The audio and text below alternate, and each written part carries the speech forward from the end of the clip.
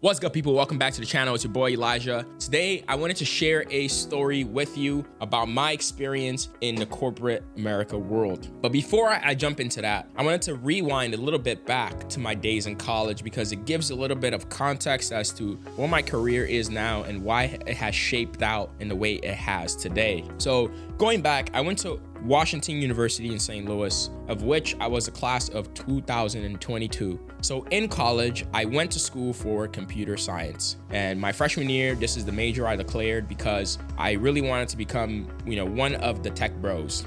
I wanted to build technology on my own and with people, and I wanted to scale companies because this is the future that I saw for myself. So I thought, I'm gonna go into computer science. This is the field where everyone is saying you can build technology companies like this if you learn the skills and the tool sets that you need to help build products. So fast forward a little bit in my college years, I started to dabble a little bit in the business world because I started to dive deeper into the technical spaces of computer science, and it was really complicated, it was really difficult, and I really started to see that I was more so of a people person. I like to spend time in front of people, in front of businesses, because I wanted to see and measure the value that I was creating. And it was really difficult to do that in a classroom setting, building code for people, especially in classrooms where a lot of the code that you build doesn't really make it out the door. So I saw that as a lot of waste of time. I started to dabble in the business school, especially in the entrepreneurship department in the business school, because they could clearly see that students had a lot of passion and they had a lot of energy, and they could contribute value to a lot of businesses in the world, a lot of organizations in the world. All they really needed was an opportunity and a shot to do that. So I really wanted to explore that path. I started to do that, and I started to leave behind computer science a little bit. I still enjoyed coding, but I really wanted to apply in the real world.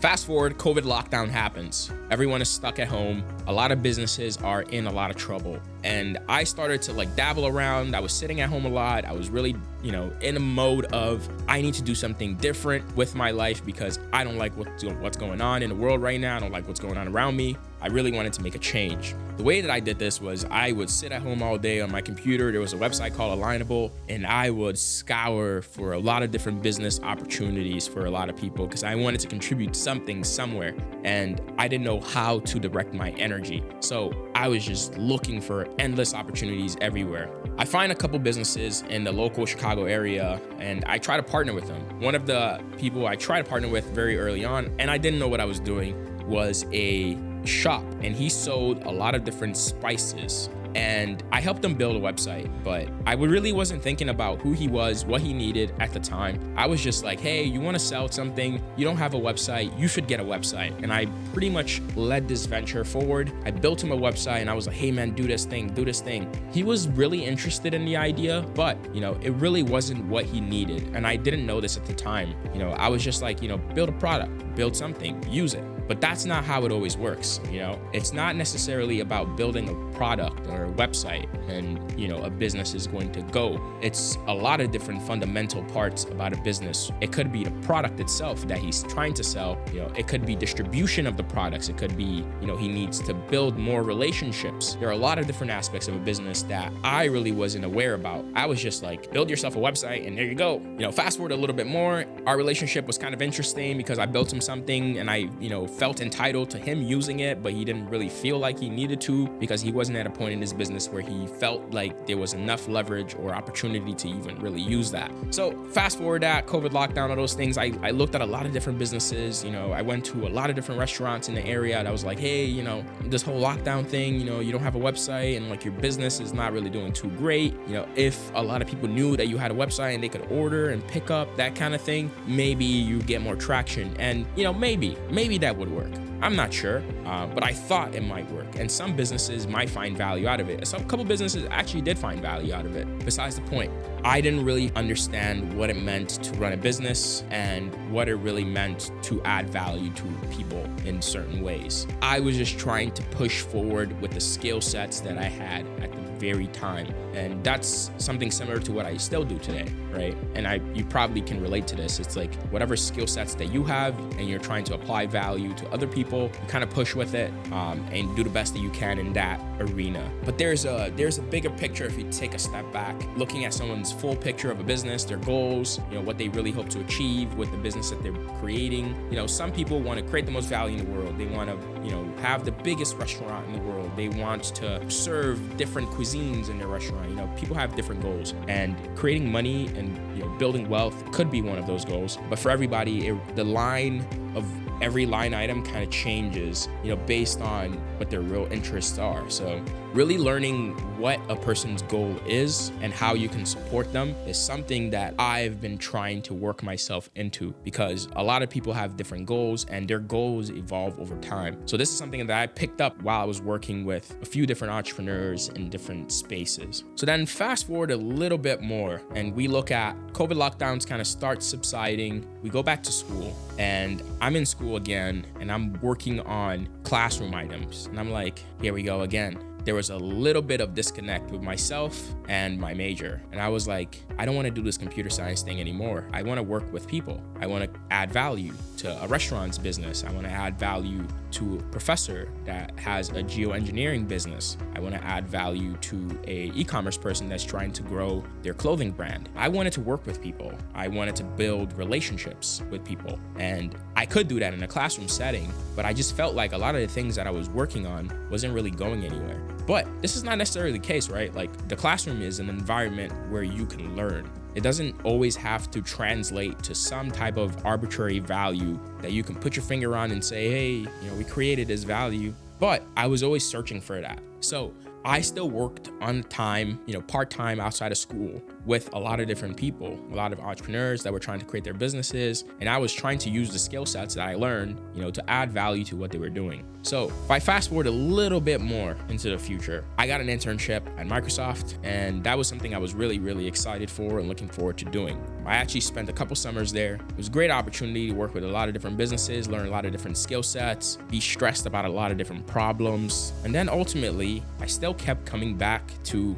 I like working with people. I like working with people in my area, people I can see, people I can be like relate to and say, wow, like you've had a crazy story as an entrepreneur growing up in similar area maybe, or just having a similar story, or maybe just not even having a similar story, but just having a similar drive and ambition to create something new, right? And pursue their interests. So I was looking for people like that, and I always still am.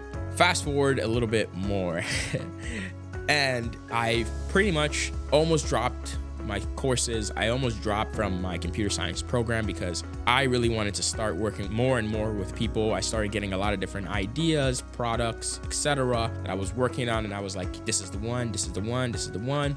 But ultimately, they just kept evolving and growing. They never really put me in a position where I was like, I'm dropping out of school. So eventually, I did finish out from college, and it was a little bit of a slow climb. My class was 2022, but I eventually got my diploma in 2023 because I really wasn't in the game outside of school that drew my attention away from school. And also besides that, right, drawing my attention away from my original major, also pulled me away, right? I was trying to figure out how to learn new things. I was trying to figure out what I wanted to learn, what I was interested in. So all of this is to say, really, you can feel free to explore your interests. There is no timeline, there's no schedule, there's no set way you're supposed to go about it, right? And things are gonna change. The skill sets that you learn today don't ultimately have to be the same skill sets that you use going forward into your life to build the career and the life that you're trying to build.